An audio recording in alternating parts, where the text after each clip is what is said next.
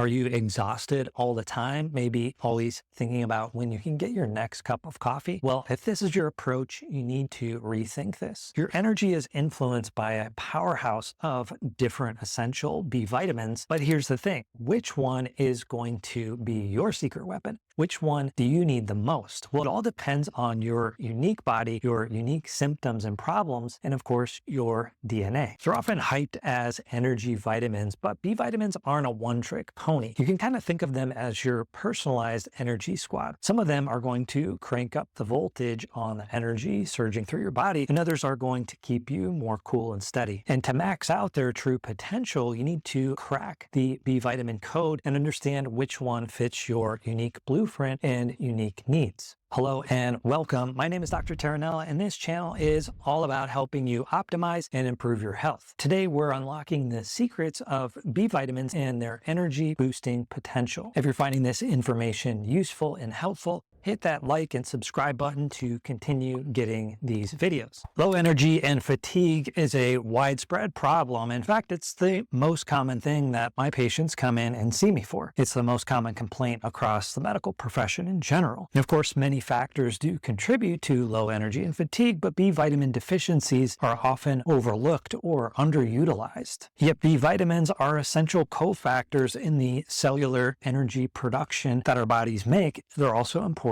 for neurotransmitter production, red blood cell production, and many other processes in our bodies. And you can think of B vitamins essentially like tiny keys that unlock all the energy from the food that you're consuming. So without enough B vitamins, your cells can't produce the energy efficiently that it needs to get rid of this fatigue, brain fog, and general lack of vitality that you've been experiencing. And the problem isn't really that you have none of these. You probably do have some of them, but more so that you can supplement and get significant upside or benefit from that supplementation. But which one are you going to actually use? And not only that, which forms are best, or how are your genetics going to influence the needs of your body? So these are some of the key questions you want to ask yourself. And to give you a more targeted approach to answering this question or understanding the specifics of this, we do need to understand some of the roles or activities of the different B vitamins. And that's also going to help us understand if and when some deficiencies might be present. So if you're deficient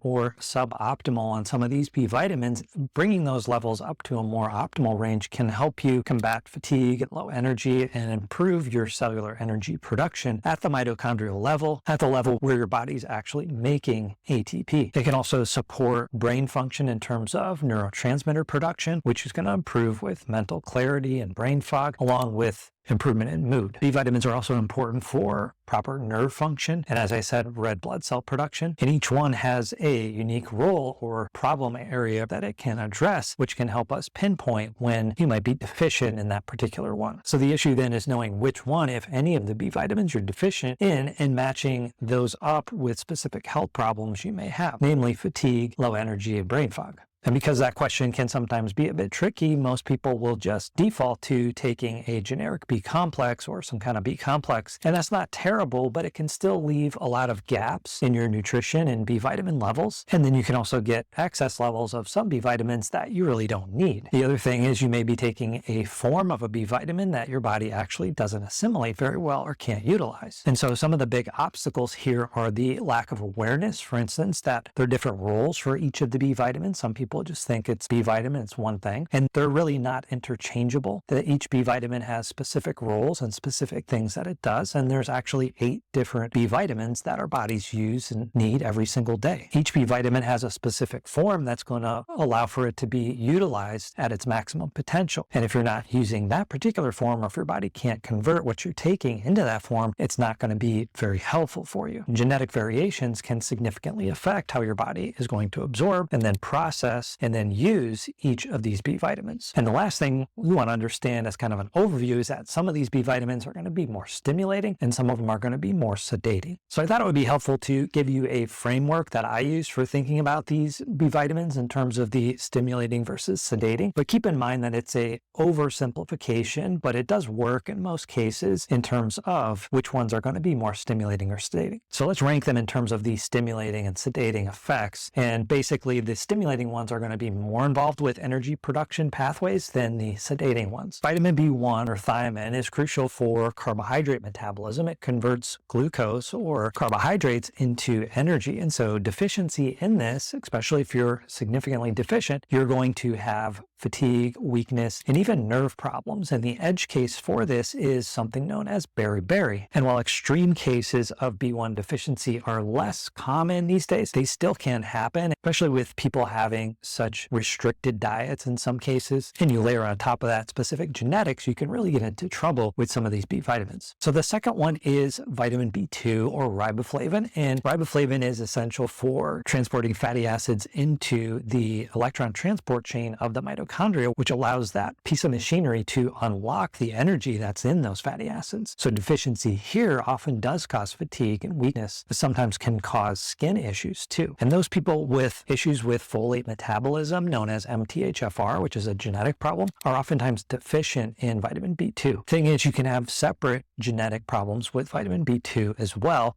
separate from the MTHFR problem. Biotin or vitamin B7 is the third one we wanted to talk about, and it's essential for breakdown of certain fats and carbohydrates and even certain amino acids like leucine. These are all important fuel sources for the body, and severe deficiencies of this will cause some fatigue along with other issues, especially in the skin and seborrheic dermatitis type of symptoms. So this is definitely one to be aware of. And then we have vitamin B12. Lots of people understand the role of vitamin B12 and how it's really important for energy production, but why does it actually help with energy? Well, there's a few different reasons, and one of those is with red blood cell production, nerve function, and DNA synthesis. So if you don't have enough B12, one of the common symptoms is peripheral neuropathy. And so that's going to manifest as numbness and tingling in the hands or feet. But you also need vitamin B12 to recycle your DNA base pairs, which is important for new cell turnover and specifically red blood cells. Red blood cells carry the oxygen. Without enough oxygen, you can't turn your fuel into energy via oxidative respiration. So the main problems here are going to be fatigue, weakness, neurological problems, and in severe cases, megaloblastic anemia when you have larger red blood cells. Methylcobalamin is the more active form and is most directly involved, but others like hydroxycobalamin and adenosylcobalamin can also be used. And then the last one on the more stimulating side is going to be vitamin B9 or folate. And specifically, we're referring to methylfolate or 5-methyl tetrahydrofolate. And while folate is essential for many different processes in the body, the active form is particularly important for things involved with methylation. And methylation is important for neurotransmitter production and neurotransmitter breakdown. And it's also important for red blood cell production. B12 and folate work together to create DNA-based pairs. So when you're deficient in either one of them, you can have a lot of overlapping symptoms because they do work together. And so again, because of its connection to red blood cell production and oxidative phosphorylation, independent of all the other things we discussed, it can also lead to low energy in terms of ATP output. So those are the kind of stimulating side. Now let's look at some of the ones that are thought to be a little more sedating or can be sedating in certain contexts. The most sedating B vitamin is going to be pyridoxine or vitamin B6. It is important for neurotransmitter synthesis in a similar but different way than vitamin B9. It's certainly less common to have vitamins B6 deficiencies, but high doses of vitamin B6 can lead to some problems too. You do have to be a little bit careful, but it's not very common to have that either. And the main reason I put it in the sedating category is it's not directly linked to the production of energy, but it's also implicated in the pathway of converting serotonin into melatonin. And when you have issues with that, sometimes you're going to have much less sound sleep. You may have trouble staying asleep or falling asleep. Vitamin B3, now this certainly is connected with the energetics of the body and turning carbohydrate and other forms of stored energy into ATP. And so it is essential for metabolism in the form of NAD and NADP. These are important cofactors in the production of energy. The reason I put it in the sedating category is that studies do link high doses of niacin to treating anxiety disorders, specifically panic disorders, and can have sedating properties as well. And then the last one is vitamin B5, which is pantothenic acid. And pantothenic acid is a precursor to coenzyme CoA.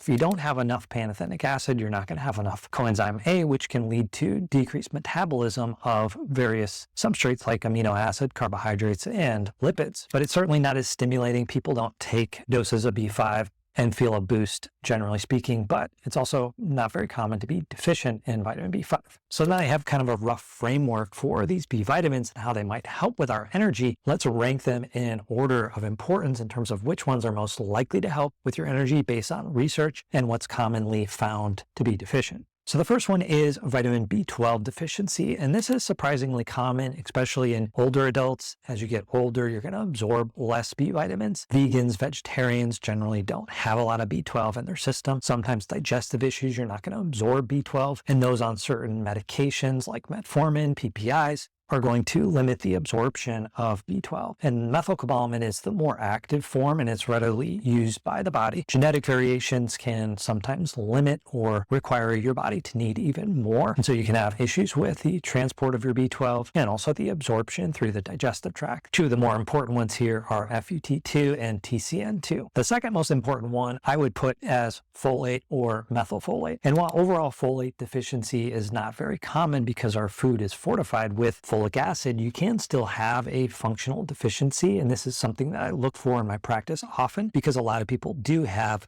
the MTHFR gene alteration, which is going to lead to them needing more of the methylfolate, and they're not converting their folic acid into the methylfolate. And so genetic alterations in the MTHFR gene is going to lead to less of the available active form, the methylfolate. So you're not going to be able to do things like make DNA-based pairs. You may have anemia, low red blood cells, which can lead to decreased metabolism, decreased energy. And then we also have the neurotransmitter side of things can also be affected. And then third on our list is vitamin B1 or thiamine. There is an abundance of refined carbohydrates in the Western diet and also alcohol and oftentimes GI issues. They can lead to deficiencies in vitamin B1. Transketolase is an enzyme that helps metabolize carbohydrates, and B1 is the cofactor. So if you don't have enough B1, you're not going to be metabolizing your carbohydrates as well as you should, which can lead to a buildup of some of those substrates. And B1 has been directly linked with diabetes and other blood sugar disorders. And the next set is going to be vitamin B2 and biotin. These are definitely essential for energy production, but deficiencies are less common. But vitamin B2 is really important for energy production, especially again when you're transporting fatty acids and getting the energy from the fatty acids into the mitochondria through the electron transport chain to harness that energy. If you don't have enough B2, you're not going to be able to do that efficiently. B7 or biotin deficiency is definitely pretty rare, but can occur if you're on, for instance, lots of antibiotics or if you're using excessive egg whites. Egg whites are going to have things in there that bind the biotin, and sometimes people eat very odd diets due to various reasons, digestive issues, or things they're following for other health reasons that can lead to these problems. So deficiency in biotin can sometimes lead to like an eczema or seborrheic dermatitis.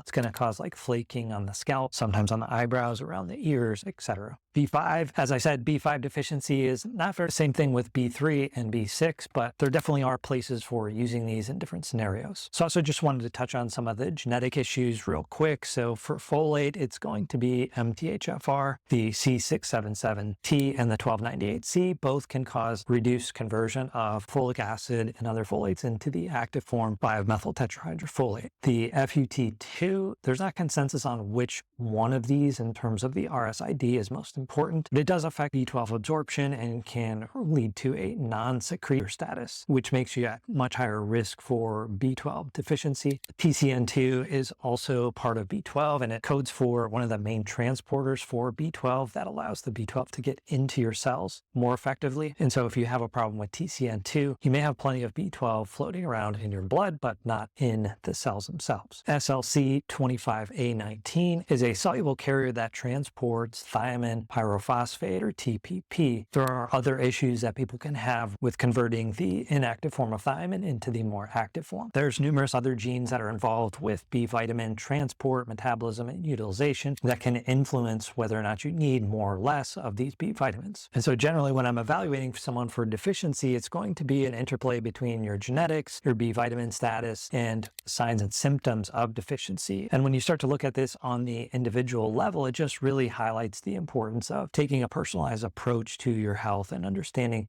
what your body truly needs. Usually when it comes to vitamins, it's a one-size-fits-all approach. Follow the RDA, maybe a little more than the RDA, but there's not a lot of customization going on for what your body needs. But genetics suggests otherwise. So you kind of need to layer these things together, your genetics, your symptoms, your diet, and other things that are going to help you triangulate to the answer that you're looking for in terms of, am I deficient? Do I need more of X, Y, or Z? And in terms of research, there's pretty extensive research validating and documenting the role of B vitamins in energy production and the prevalence of deficiencies in some populations due to genetic variations or dietary insufficiency. And so I won't go into that here, but I will leave some links in the description. If you're curious about those and you don't see them, definitely leave a comment in the comment section and I'll drop those there. So after listening to this, you may be tempted to just take a good quality B complex and cross your fingers, hope for the best. And while this is a pretty common approach, it's not really going to harness the full potential of those B vitamins to help with your energy. So here's a more strategic approach that you may find benefit in. First, are you eating a well-balanced diet that's going to cover all of your B vitamins, especially the ones that are more common to be deficient in? Are you taking medications or supplements that might interfere with your B vitamin absorption or utilization? Those kinds of things are pretty easy to find out, and I listed some of those above as well. Are you experiencing fatigue, weakness, brain fog, or other symptoms that might be suggestive of a B vitamin deficiency globally? Are there unique symptoms that you might have that are specific to one of these B vitamins? Like, do you have diabetes or do you have seborrheic dermatitis? Have you done any genetic testing that might point you or indicate an increased need for some of these B vitamins like MTHFR or thiamine transport problems? Do you have any medical conditions that might increase your need for more of these B vitamins or decrease your nutrient absorption like celiac disease or other GI problems? So if you're answering yes to any or most of these, then the next logical thing is maybe want to do some testing to figure out if this seems likely. But for B12, there are lots of different tests that we can use to understand this, and sometimes those are pretty straightforward.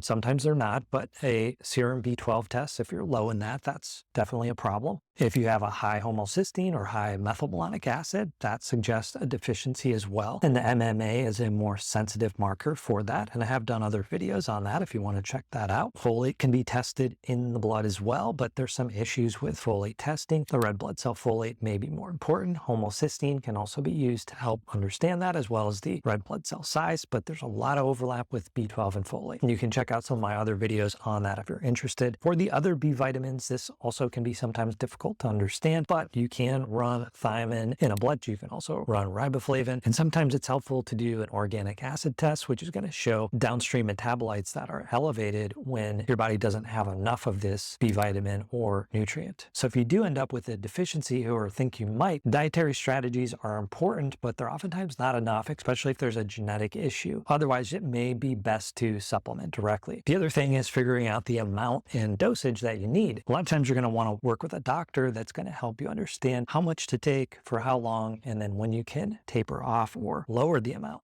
And that process also is oftentimes customized, but just general rule of thumb is a couple months at higher doses, then you're probably going to want to reduce that dose. You do have to be careful and cautious with this. It's not a one size fits all, so work with your doctor to figure out the best path for you. And if you're serious about optimizing your health through your B vitamins and understanding B vitamins more, I do have lots of other videos on B vitamins, MTHFR, thiamine, and B12. So you may want to check out the playlist or search for these specific topics on my channel. So now that we got some of these details hammered out, let's cover the key takeaways on B vitamin deficiency and supporting energy with B vitamins. So we know that B vitamins are essential for energy production, but each one has different roles. Some B vitamins like B12, methylfolate, B1, B2, and biotin are generally more stimulating, while things like B6 and B can have more calming effects. B12 and folate deficiencies are relatively common and often linked to problems with genetics, diet, and sometimes medications or health issues like digestive issues. If you think you might have a problem with this, targeted testing, understanding your health factors, and personalizing your supplementation is really going to help unlock the true potential of your body by helping your body make energy, harness the energy that's already there. And remember that B vitamin supplementation definitely is not a one size fits all. You have to understand your unique body's needs, and it requires careful analysis of your genetics, health issues, and blood tests to fully understand how much you need, and you kind of need to evaluate that over time as well. Okay, hopefully this video helps you understand which vitamins are best for energy. If you do have questions, drop them in the comment section, but if you're looking for more personalized advice and direct help along your health journey, consider joining the membership program. Click the join button below and you'll have access to more detailed answers, early access to some videos, and you'll be supporting the work that I do. Now, one question you might have after watching this video is, what kind of B12 should I use? And you can find and understand more about that in this video right here. Thanks for watching.